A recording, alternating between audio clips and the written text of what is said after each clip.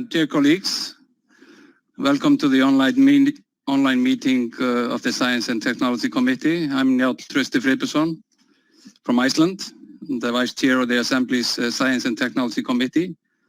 Kevin Jones is unfortunately unable to join us today as he has to attend an important event.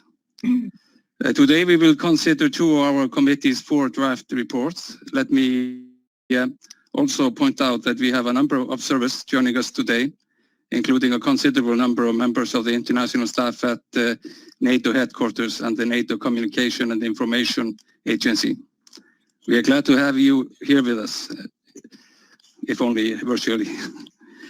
I would like to call the committee to order and declare the committee meeting open. Greetings to all members of the Science and Technology Committee, as well as associate members. Some practical information for the meeting. The 2 draft reports which we will discuss today, they are the general report by Susan Davis on hypersonic weapons, a technological challenge for allied nations and NATO, and the Science and Technology Special Report on Defense Innovation by Leona Alislev. You have all received the draft reports and the agenda by email. If you would like to take the floor following the presentation of a report, please click on the request to speak button and you will be added to the list. You can do this at any time.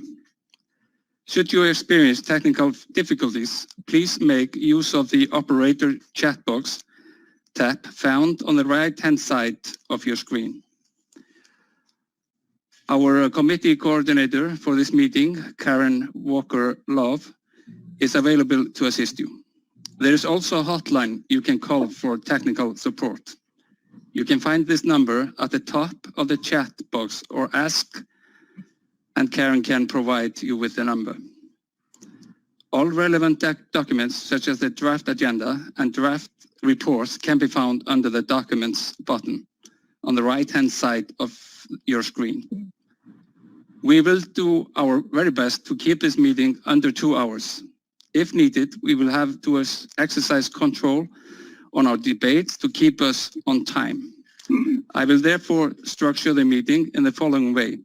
After the presentation of the first draft report, we will collect all comments in a first round, and the rapporteur will respond to them all together. We would add a second round of questions if committee members raise their electronic hand while the debate is going on. We follow the same procedure for the second draft report. Finally, please also note that this meeting will be recorded for the Assembly's communication purposes.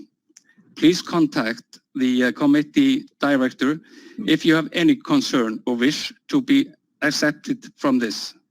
This event is on record and the press release will be published after the meeting.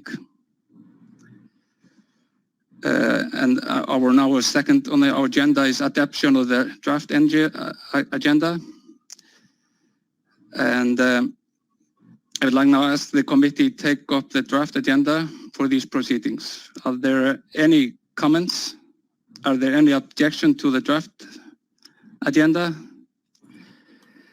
We don't see any, sir. No any. Thank you. It is adopted. And now we will start our meeting with our third point on the agenda. And consideration of the drafted general report, Hypersonic Weapons, a Technological Challenge for NATO's Nations and NATO, by Susan Davis, United States, General Rapporteur. And where we are now turning to the presentation of the first report, Susan, it is very good to see you again. Great, thank you so much. If only virtually. It is great to have you with us in such a busy and challenging time. And Susan, the floor is yours. Okay, thank you. Thank you so much. And dear colleagues, it is great to see you, even in our virtual world in which we have become, I'm afraid, far too accustomed.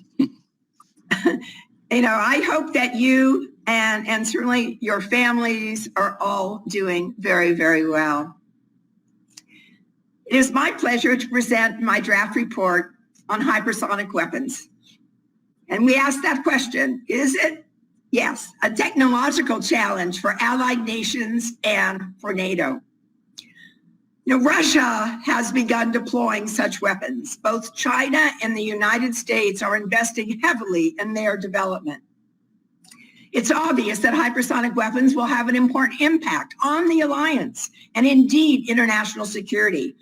I argue in my draft that NATO members must be aware of hypersonic missiles in order for us as parliamentarians to be able to ask questions and be informed about the likely implications of this technology on the security of our nations. For those of you very familiar with this topic, please stand by as I review some of the basics. So let me start by briefly explaining what hypersonic weapons are. In simple terms, hypersonic weapons are a class of weapon systems that can travel more than 5 times the speed of sound. In addition, unlike ballistic missiles, which also at Mach 5, the issue here is really about the combination of speed and maneuverability, which poses a new challenge, as a single hypersonic missile can bypass existing missile defenses and greatly reduce the warning time for any targeted actor due to their unpredictable flight paths. Ballistic missiles, in contrast, follow a predictable flight path once powered flight is complete and would need to overwhelm an adversary's defenses to accomplish a similar impact. So there are 2 types of hypersonic missiles: hypersonic cruise missiles and hypersonic glide vehicles launched from rocket boosters.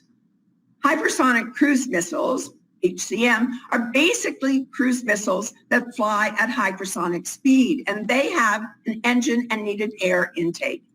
Hypersonic glide vehicles do not have an engine and use their high altitude and speed to glide towards their target. They are usually launched on top of a rocket booster. Russia and formerly the Soviet Union has engaged in hypersonic research on and off since the 1980s. Moscow has accelerated, of course, its research efforts after the U.S. withdrawal from the Anti-Ballistic Missile Treaty in 2001. You may remember, of course, when Russia hypersonic weapons really grabbed the limelight, when President Vladimir Putin announced them in his annual State of the Nation address in 2018. The Kremlin is pursuing 2 hypersonic weapons programs. One is a hypersonic glide vehicle launched from an ICBM called Vanguard, and the other is named Zircon, a ship-launched hypersonic cruise missile. China, too, is developing both hypersonic glide vehicles and hypersonic cruise missiles, and it has made great strides in its hypersonic weapons program. According to the 2019 Munich Security Conference report, China is an unmatched, I quote, unmatched leader in academic publications on hypersonic technologies, unquote. The draft report briefly identifies the Russian and Chinese programs and hypersonic technology research pursued by NATO members. Among the allies, the United States is the most advanced in developing hypersonic technology, but other NATO states, for example, France, Germany, and the United Kingdom, are also pursuing this technology. U.S. research has gained new momentum in hypersonic weapons, largely due to the efforts undertaken by Russia and China. And unlike Russia, which has already claimed have deployed the Avangard system, how Russia has claimed that they have already deployed the Avangard system, the U.S. hypersonic activities are designed to produce operational prototypes that can be used for the subsequent development of advanced hypersonic weapons. Moreover, the United States is not currently developing hypersonic weapons for use with a nuclear warhead. So for now, U.S. hypersonic efforts prioritize the development of short and immediate range conventional precision strike capabilities. The development and the deployment of hypersonic weapon systems significantly enhances Russia's strike capabilities.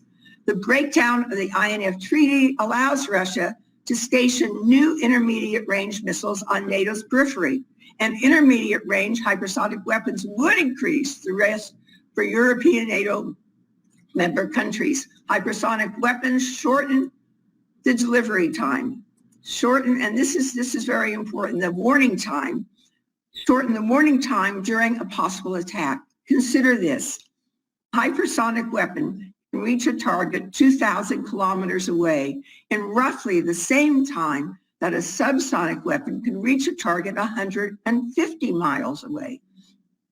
So as I point out in the draft report, hypersonic weapons could be used against critical European military and civilian infrastructure and render NATO's integrated air and missile defense system ineffective.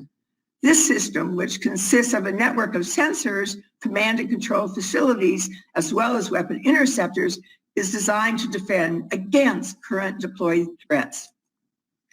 Hypersonic method, hypersonic weapons could be used to take out critical components of NATO's IAMD architecture with little or no warning, as reaction times for the defender are certainly shorter. Russia has claimed to deploy their first regiment of the avant-garde hypersonic weapon, highlighting that the system could penetrate current and future missile defense systems.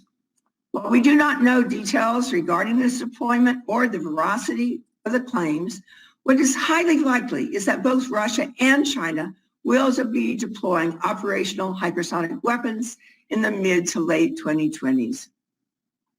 In the current draft, I argue that the arrival of hypersonic weapons will have a more important impact on the tactical and not so much on the strategic level.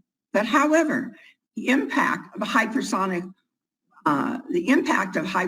weapons on strategic stability is certainly an issue of ongoing debate. Some, like the authors of the 2019 Munich Security Conference report, consider these weapons as, and I quote, game-changing. Hypersonic missiles have the potential to undermine strategic stability. Their unique characteristic, that one of speed and maneuverability, reduces the decision windows and increases the risk of miscalculation and misperception. Something that we all need to be very aware of. They are capable of penetrating all currently deployed missile defenses and will likely target high-value assets. Hypersonic technology, therefore, risks giving rise to a cycle of missile technology proliferation as states seek to counterbalance the capabilities of their rivals and competitors. An additional concern, of course, is the spread of knowledge about this technology among other nations like Iran and North Korea. Others disagree with that.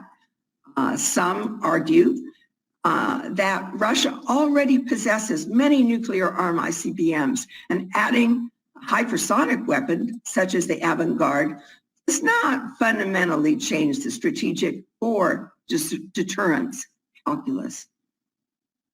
I point out in the draft report that hypersonic weapons also offer opportunities for our forces. For example, conventionally armed Allied hypersonic weapons could enable NATO forces to tackle road mobile and A2AD assets of potential adversaries from afar in a new conflict. This would signal reassurance and resolve to NATO allies and thereby straighten deterrence. The draft report also notes that Allied hypersonic weapons programs can be used as leverage in pursuing arms control agreements beneficial to the security of NATO allies. And this could be analogous to the role that NATO's double-track decision played in the negotiations that led to the INF Treaty. The draft report notes that some NATO allies are working on countering hypersonic weapons technology. The US, for example, is currently developing a network of sensors in low Earth orbit that could track incoming hypersonic missiles. There was also an experimental wide breaker program, which focuses on developing kinetic interceptors for hypersonic weapons, as well as programs that explore the development of directed energy weapons, such as lasers or microwave weapons, and that could neutralize incoming hypersonic missiles. So as we look to conclude in this report, I want to acknowledge that NATO allies and NATO as an organization can ill afford to ignore the progress that Russia, China, and other nations are making in the development of hypersonic weapons. Hypersonic weapons could, if unmatched, provide an adversary with the means to coerce NATO allies and partners in times of crisis. So we need to continue, if necessary, expand our own efforts in this area. NATO's Science and Technology Organization can help advance research, hypersonic technology, propulsion systems, materials, command and control, and guidance systems. Close cooperation among allies should be encouraged, of course, and promoted. Therefore, NATO as an organization needs to evaluate and discuss the implications of hypersonic weapons for deterrence, capability, adoption, interoperability, and arms control. NATO members should engage in the exchange of intelligence, research, design, and encourage overall closer cooperation between national research programs. And finally, NATO should also address the issue of proliferation. For example, by looking to strengthen the missile technology control regime. To that end, NATO can play an important role in devising a system that would prevent hypersonic know-how from falling into the hands of our rivals and adversaries. I want to thank you all very much for your attention and acknowledge that your input is very critical as we move from the draft report to a final one for our end of season. Thank you so much, everybody. Thank you, Susan. And are there any comments, questions concerning this draft Indeed, report? we have Mr. Connolly. We have a question from Congressman Connolly. Mm-hmm. Mr. Connolly.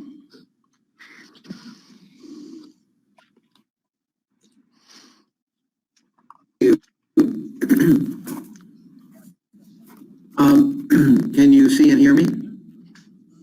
Yes. Great, super. I just wanted to thank Congresswoman Susan Davis, for her long service to NATO Parliamentary Assembly. We're going to miss her. She's decided to retire, God knows why, and will not be seeking re-election in November.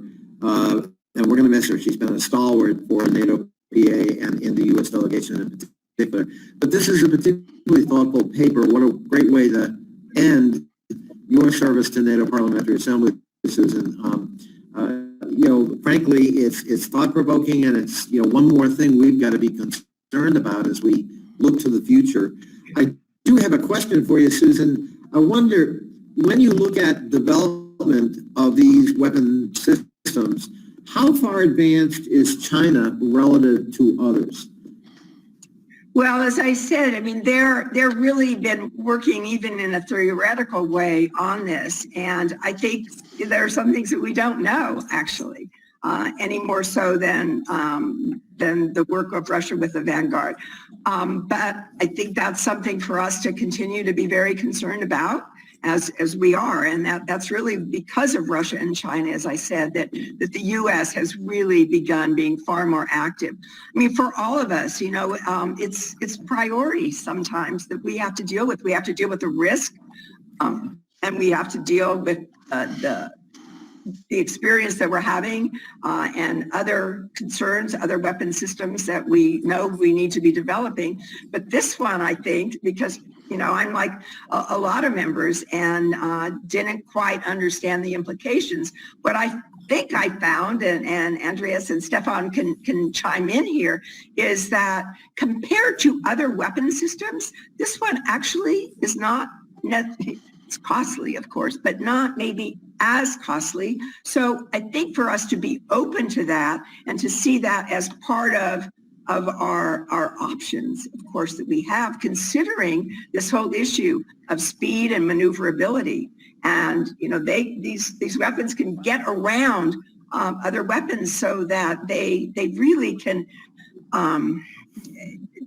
disrupt plans that one might have with other weapon systems. And that's really what I think is key here. And maybe Stefan can add to your question.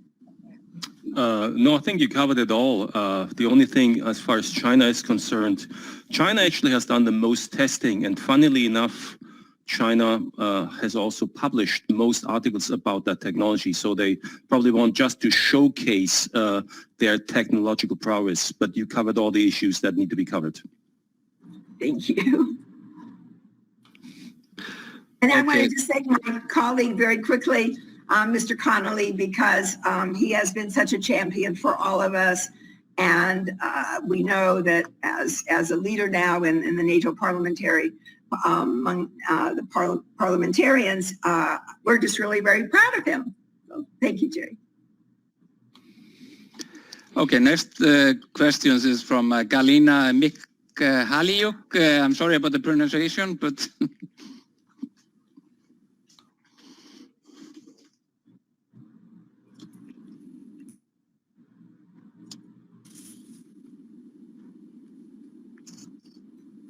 yeah, okay. I would like to make some comments, if you don't mind, regarding the draft report. The hypersonic weapons as a new class of weapons require comprehensive discussions on the part of the policymakers to work out a common approach. And we, on behalf of Ukrainian government, welcome the open discussion on the latest developments and challenges that the nations of Euro-Atlantic space are facing. While the international community cannot yet evaluate the impact of hypersonic weapons on strategic stability, the weapons acquired by the Russian Federation may present an intermediate threat to European territories. And for instance, the first time successfully launched in 2016, Russian hypersonic glide vehicle can reach the eastern capitals of NATO members within 7 minutes, according to the estimates. It can fly to approximately 5.5 minutes, to Warsaw in approximately 7 minutes, and across the Europe in less than 15 minutes. The hypersonic weapons in combat duty give Russia military advantage. They may cause vulnerability within the NATO, and by signaling that its weapon is invulnerable to protection systems and can reach the NATO territory within minutes, Russia can undermine the solidarity and unity of the alliance. Besides, if mounted on short-range ballistic missiles, Avangard may potentially reach Ukrainian territory. Should Moscow wish to further destabilize the situation in eastern Ukraine or Crimea, the weapons will raise the cost of retaliation. Hypersonic weapons in Russia arsenal, together with other armaments such as the short-range ballistic missile system Iskander, that have been deployed in occupied Crimea since 2018, pose a threat to Ukraine. And ongoing the Russian aggression in eastern Ukraine, robust arms control and deterrence mechanisms are essential to minimize the risk of escalation. Taking into consideration the above mentioned, and given the fact that hypersonic glide vehicle carries fall under the new start limitation, it is of utmost importance to prolong and amend the treaty by including hypersonic weapons, as Russia agreed to include its hypersonic weapons in case of prolongation. Moreover, in order to prevent Russia from exploiting this temporary military advantage for political purposes, it is important to continue consistent messaging with regard to the NATO's unity and cohesion. In this regard, cooperation between NATO and Ukraine may become mutually beneficial in several areas. Firstly, enhanced cooperation and exchange of information between intelligence communities in the framework of Enhanced Opportunities Partnership may promote quick response to potential threats to the alliance and its neighbors.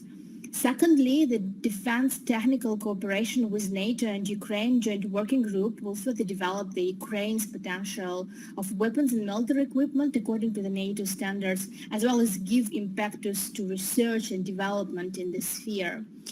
And thirdly, military cooperation in the Black Sea region countries will convey the important message of unity among the NATO's eastern flanks and partners. And we will be very grateful in Ukraine if you will take into consideration the following remarks. Thank you. Thank you. I certainly appreciate your concerns, and we certainly take that under advisement, and we know that it matters a great deal to you. Thank you. Thanks a lot. Thank you. Thank you for your comments. Okay, thank you for this, Ukraine and Galina. Now is Sven Koopman from Netherlands with the questions and comments.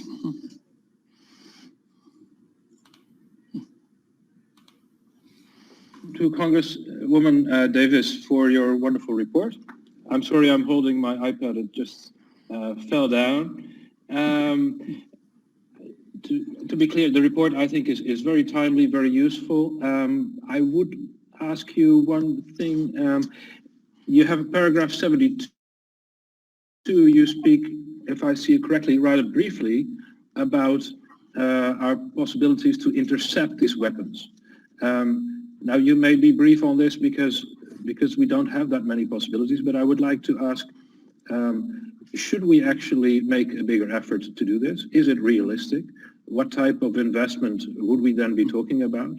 And would you suggest that we do this collectively? Is that a possibility? How do you see the possibilities, in short, of intercepting these weapons? Or is this just a dream? Thank you. Thank you. We do get into some other questions, of course, when we talk about that defensively. I think that's really why we're here, is to get the kind of input and to seek a real collective response from NATO. And so that's the question. You ask the questions that are really important, I think. And perhaps we could expand on that portion of the report so that it's we lay out really some objectives and perhaps even timelines in terms of what we hope could be accomplished to answer the questions that you've raised. I appreciate them. Okay, I think there are no more questions or comments, Andreas. Is that right? Indeed, you're right, Mr. Chairman. Yeah. Excuse me, I see. We have Leonardo's left. Leonardo. That's, I'm not sure if that's for if she wants to ask a question or she's ready to present her report. Maybe we can, in any case, accept her and see.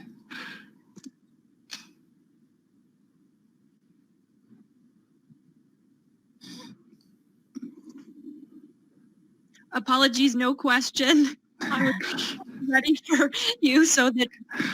Okay. Mr. Chairman, I was reminded that our General Rapporteur has received one question from our delegate from the member of the European Parliament, Mr. Munir Saturi. He was not able to be here in person, so he sent his question in advance. I believe Congresswoman Davis has received that question, but in a nutshell, it was Mr. Saturi was asking if, according to, he thought that perhaps Russia's decision to develop hypersonic weapons came as a result of the U.S. decision to withdraw from the ABM treaty, anti-ballistic missile treaty in 2002. And he was also asking, he was also expressing his concern about the possibility of an arms race in this field, including in space. So I don't know if Congresswoman, we would like to react to that question. Well, I think we're recognizing that we need to continue those discussions because that's a real concern. And the reasons why, there may be multiple reasons, but I suspect that that's one strong one. And we need to move forward and look at that clearly, again, within the concept of risk and other options that we have. And I think that that's where NATO and the parliamentarians want to be going in the next few years. Stefan, I'm going to call on you, and I wanted to just thank Stefan before we left, and appreciate very much his support through this process. And perhaps you want to address with more background in terms of what other questions we should be making sure are answered in the next time frame that we deal with, and incorporating what we can into the report. Great. Okay, I would like to thank Susan for her great work for the committee and the NATO Parliament. It's been a great thing to know you in this work. I would also like to suggest to any members of the delegation to send their comments or suggestions by email to Stefan Sachs, the committee director, after the meeting. If there were any comments or questions that you need information to give to Stefan and to the report, then that would be an excellent thing to do. But Susan, thank you very much for all your hard work. Thank you. Appreciate it. Okay, now we continue to the fourth point on our agenda, and that's the consideration of the draft special report of the Science and Technology Committee on Technology Trends and Security, Defense Innovation by Leona Aleslev in Canada, our rapporteur. And I would like to ask our special report, Leona Aleslev, to present the draft special report on defense innovation. And good morning, Canada. I hope you are doing all right. And Leona, the floor is yours. Well, thank you very much. And good morning, good afternoon, I guess, for you guys, but good morning from Canada. It's fantastic to be here in our committee meeting again. I'm so pleased that so many of members and observers have been able to join us today. It's really too bad, unfortunately, of course, that we can't be in person, but it also shows that we are resilient and we're going to do this work regardless of what the constraints might be. So my draft on defense innovation provides a brief overview of the challenges facing the Alliance on the defense innovation, science and technology front, the initiatives that the Allies and NATO as an organization have undertaken to address these issues, and the additional measures we need to employ urgently as an alliance to maintain and regain our technological edge. But before I can advocate for these essential challenges, I feel I must make the case for why. Why defense innovation matters, not only for defense, and why NATO's technological edge is so critically important, now more than ever. As politicians, we understand the challenges of competing priorities are the drivers of these high-risk programs. Second, the building of networks of innovators and the creation of innovation hubs and laboratories that bring together think tanks, experts, startups, and small and medium-sized enterprises to generate new technology in the defense field. And thirdly, flexible financial support mechanisms for startups and small and medium-sized enterprises. Many of these small organizations and startups are reluctant to work with governments due to slow and complex bureaucratic procedures of obtaining funding. This needs to change as they are critical to the agility and rapid technology adoption. As you know, while the primary responsibility for defense innovation lies with the member states, NATO as an organization also adds significant value to national efforts.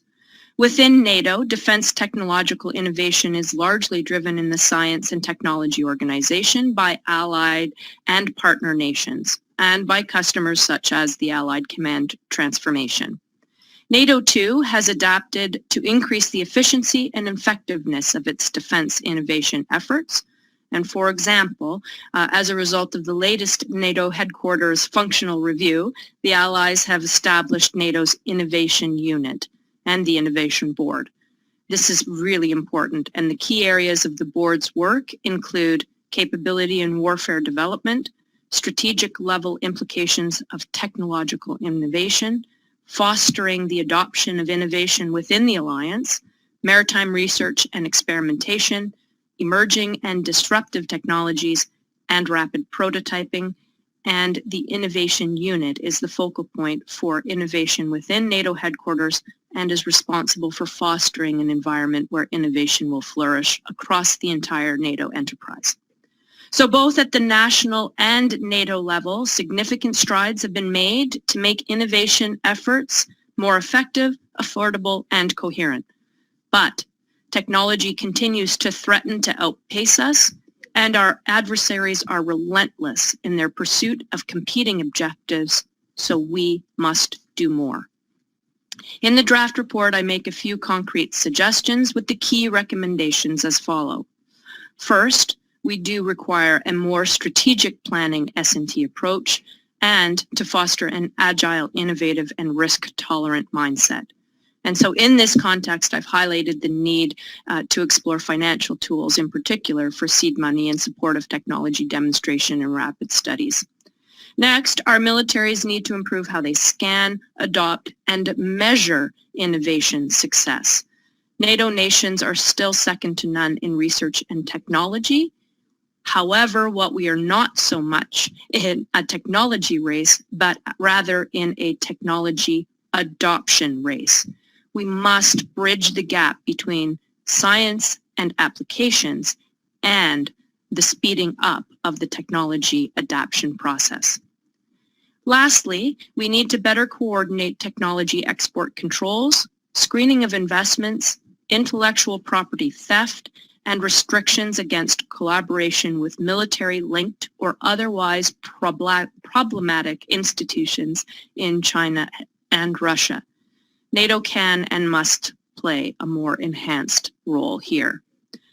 More generally, to improve defense innovation, NATO allies should pursue a blended approach, one that leverages the strength of our free societies, but with both national and alliance vision and strategic direction from the top. Allies should strengthen efforts to engage their civilian innovation ecosystems and reform their defense innovation process to include best practices established by the commercial world.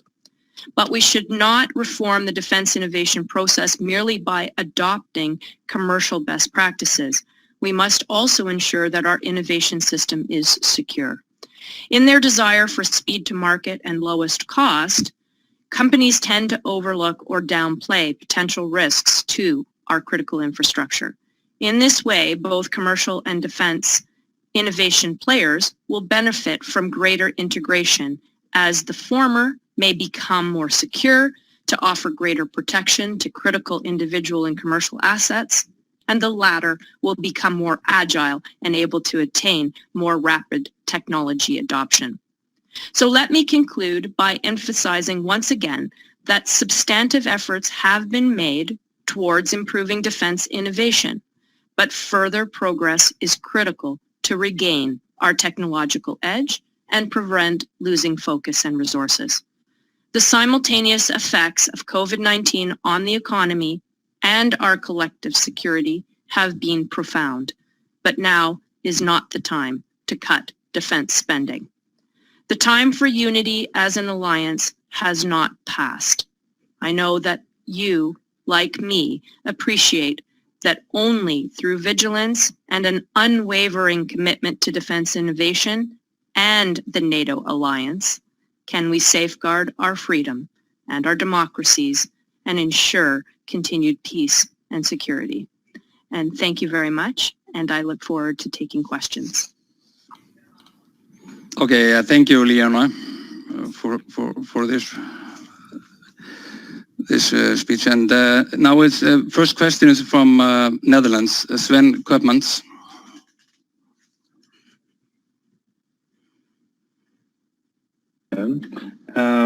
And I want to thank Leona for a wonderful and very interesting, very timely report on an essential topic. As I understand it, to summarize, a call for innovation and a call for investment. wholeheartedly support that. I wonder though, and in the spirit of cooperation that we have on this topic, whether it's possible to make it more concrete or to add things to it. And I like to be brief in these meetings, but allow me a few seconds, Mr. Chairman, to say what I would suggest.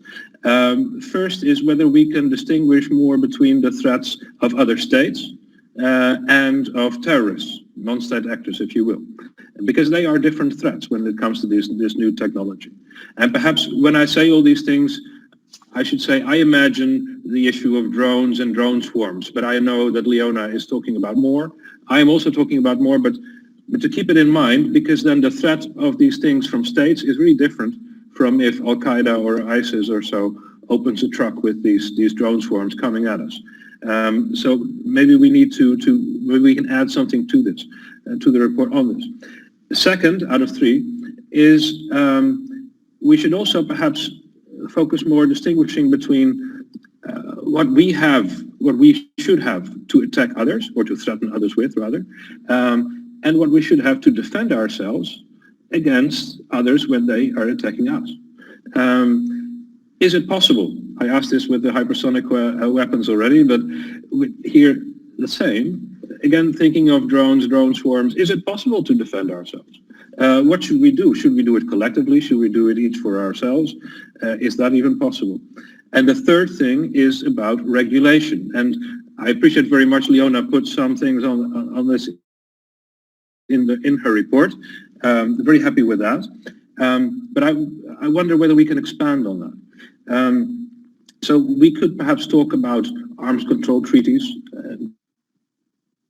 perhaps even technologically neutral in a way, because we can't regulate precisely what we do not yet know will exist. But if we know it's coming, maybe we should try our utmost. But also dealing with the private sector. If we're talking about drones and drone swarms, maybe we should speak with the private sector about not producing things that can be used as flying Molotov cocktails or just a flying swarm of explosives coming either at our armies or at our cities.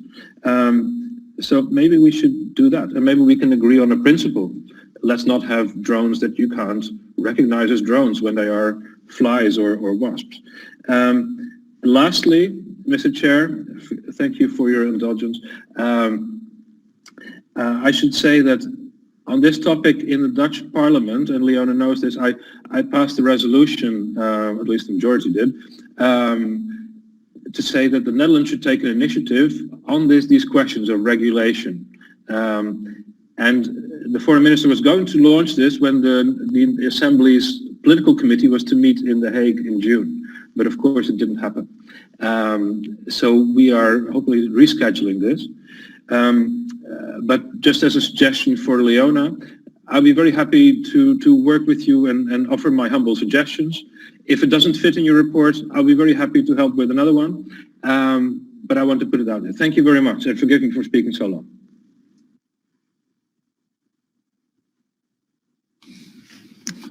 All right. Well, thank you very much for that. I think it's obviously a very big topic, and that's part of our challenge, I think, to be able to identify which areas should be the priority and to be able to communicate about each one of those areas. So there's no question that there's different threats, how to quantify those threats, and therefore how to assess what we're doing against them or in response to them is a key element in the report. And yes, I think you're right. We will look forward to working with you to try to expand that. The other thing around regulation, we do highlight that as an area that we have to look at. And that's part of that looking at how we can even standardize or talk about combined policies or add to that within NATO. I think that probably is a big enough area that we need to almost have a separate report on it, as you well pointed out. The advantage in not going it alone is that we can leverage each other's capabilities, but the only way that we can have rapid technology adoption and be able to leverage other people's capabilities is obviously if we have some kind of common mechanism to communicate with even amongst ourselves, or some standardized approach. And then to your point, if we recognize, as we've highlighted in the report, that working with commercial industry is absolutely critically important, but their view of security or how their technology could be used in unsavory ways is not necessarily a priority for them. We need, as governments, to encourage them to make that a priority so that we can be protecting our citizens and ourselves from that technology being used in other ways. But that requires a much more complex conversation because, of course, commercial entities will say, well, that's added cost. That's not necessarily of benefit to us, and you're impacting our competitiveness. But at the same time, our collective competitiveness is affected when we have intellectual property theft, the undermining of our critical infrastructure, and of course, the erosion of our democratic structures. So I think that I would propose to the Science and Technology Committee that certainly talking about regulation, standardization in terms of defense innovation might be worthy of consideration for a further report. But thank you very much, and I look forward to working with you further on this for our final report. Okay, thank you, Sven, and for the question, and Leona. Next, we have a question or comment from Ethan Corbin. Hello, how are you? Hi, Leona, nice to see you. Thanks for taking my question. I actually have two quick things I want to ask you about. I thought this report was really interesting, thank you. The first one is a bit of a sort of an idea about where we're going and where we've been. If you think about the Cold War, one of the key strengths was that, at least in the United States, the military, the government, the universities, and private sector sort of were really able to have a common threat perception and work together towards common goals, and they really cross-fed a lot of things. And that all seems to have splintered off, and there seems to be rather completely independent entities now with various interests that don't seem to want to coordinate. You look at the way Google staff refuse to work in defense, universities refuse to work in anything that's related to certain things which they don't believe to be morally correct, or whatever the definition might be. Where do we lose that, and how do we maybe get back on that path to try and find a common societal understanding of what threat perception is and how to move forward to defend these interests, which we all globally as a whole find to be in our common interest and sort of underpin the alliance? I know it's a broad question, but I think it's at the core of what the report sort of tries to talk about. In addition to that, I find interesting that NATO's adversaries seem to lean on avoiding direct conflict, and so their strategies are all about cyber attacks and disinformation to try and dislocate, disrupt, and confuse. Right, and that can really weaken democracies at all levels, at least their reaction time. So the future for allies seems to be about speed and resilience, which then includes readiness of forces, but also readiness of private sector, society, etc. So operating will then be less sort of in the more visible domains, and thinking about air, land, and sea, or at least surface sea, and more like the less visible space, subsea, and cyber. So that becomes sort of challenging areas to see what's going on, understand things. So that's maybe the area where we'll want to have focus. So what technologies should the alliance maybe be focusing on, in your understanding then, if those are the sort of the key strategic future priorities, domains and spaces for operation, that would allow us to sort of jump ahead and regain the innovation lead that you say is sort of closing down. Thank you for taking the time. I appreciate it. Nice to see you. Mm-hmm. Leona, please. Well, thank you very much, Ethan, and it's great to see you. And one of the greatest things about the NATO PA is working with people who are as competent and capable in each of their areas of expertise as you and Stefan and the rest of the team. So that's, I think, one of our greatest strengths. A democracy is only as good as the information that its citizens have to make decisions and to influence the future shape and direction of each of our nations. And so the information that our citizens have the clear-eyed view of where we are, what we're facing, and as you rightly point out, what the threats are is critically important, and at the moment I would say is rapidly eroding. So I know certainly in Canada, citizens are not necessarily as aware of all of the aspects where our critical foundations are being undermined.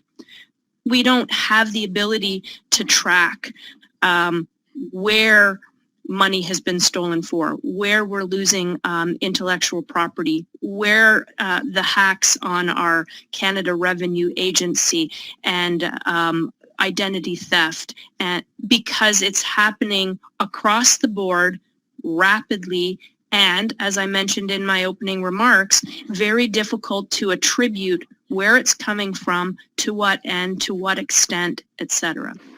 So you rightly say we, in the Cold War, had a clear-eyed view of what was at stake and what the threat was, and we had a shared and common understanding, not only as allies, but the citizens in each of our countries.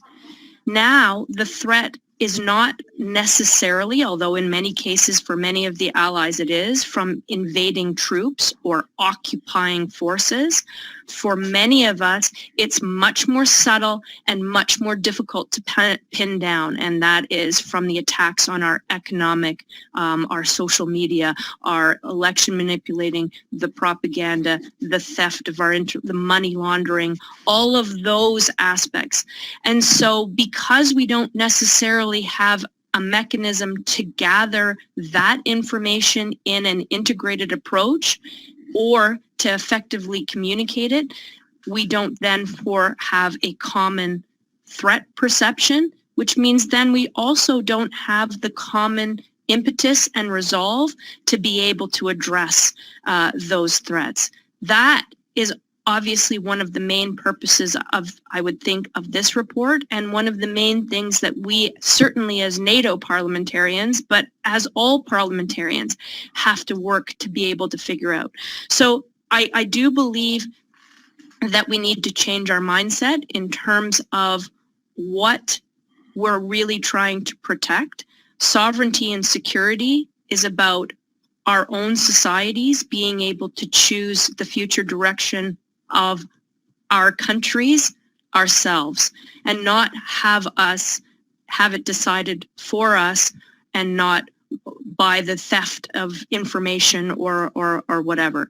I believe that the technology then will take care of itself, because if we have a common perception of just what's at risk and what the challenges are, then we'll see commercial industry taking a greater role, because they won't think of it necessarily in terms of missiles or exclusively missiles or ships or what would be viewed as traditional military equipment, but rather as the protection of our information systems, our democratic structures, our government institutions, our banking, and then I think... But let me have two questions. The first is exactly what you were telling us like a minute ago about the invisible threats, which is hard, which is difficult for citizens and even for MPs sometimes to sense. This is one thing.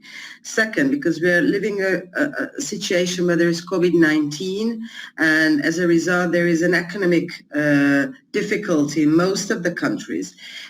Don't you think that for pushing to spend more money, especially on technology which is new, which might be expensive, we need some kind of communication plan as well towards the citizens, because, you know, it's very difficult to explain to citizens why we are spending millions of dollars on equipment which they don't, you know, see the importance of, especially in a time when there is an economic crisis, or there will be an economic crisis in all over Europe. This is one thing. And the second thing is, while we are talking about technology and technological problems, and that we have to overcome these differences. We have to face something which is, I think, it's not new, but we haven't been talking about that. Is when we talk about cyberspace and, information technology, we are talking about people who are not really, in the system. They're rather out of the system. So those who are really good at, operating some of the technologies and some of the equipment we are talking about, well, they are not typical soldiers. They probably don't know much about NATO. They're not really fond of the military, but we need their knowledge. So in order to gap the technological differences and the technological gap, we also need to do something with our very rigid structure. And of course, this report is not about that, but, we need to have also the practical side, so that in every individual country we can do something about that. And I've been talking about several times that if we want to have good hackers, for example, those who are positive, those who are not criminals, they might have been criminals before, and they would never pass a security clearance. So have you been thinking about that? What kind of practical outcome of your report can be for that topic and for that problem which we are facing right now? Thank you very much. Well, thank you very much for that important conversation, because as parliamentarians, we can only affect change if we can effectively communicate to our citizens why that change is necessary, and therefore propose solutions that they perhaps will see as important solutions to affect that change. So that's one of the first things that we do in fact need to do, and that's why I was hoping that this report might be a starting point to that, where we could actually help people to understand that the asymmetric threats or the cyber hacking and all of that is almost as much of a threat as what people traditionally view as the military in terms of hardware and missiles and all of that, which are no less a threat, but in actual fact, we're seeing the asymmetric threats of the rapid deployment of technology from state and non-state actors being almost more threatening in some respects, because it undermines the foundations of the societies upon which we're built. So communications is definitely the starting point. Defining the problem is the starting point, and then being able to communicate. And just so that I can be clear, I was actually saying we don't need to, I would love for our countries, respective countries, to spend more obviously on these important areas. But what I'm actually advocating is, as parliamentarians, to do our very best to prevent cutting of defense spending. So your second question around how do we attract and retain to our military organizations these new areas of skill sets that perhaps we hadn't otherwise, and how do we fundamentally change how we view the threats and therefore the skill sets and the core competencies that we need in our military, particularly technological advancement and programmers and software engineers and cybersecurity type strengths. Well, I would say that our adversaries, certainly the state actors such as Russia and China, have definitely been able to affect that, and they have large organizations with very complicated, competent, and capable individuals.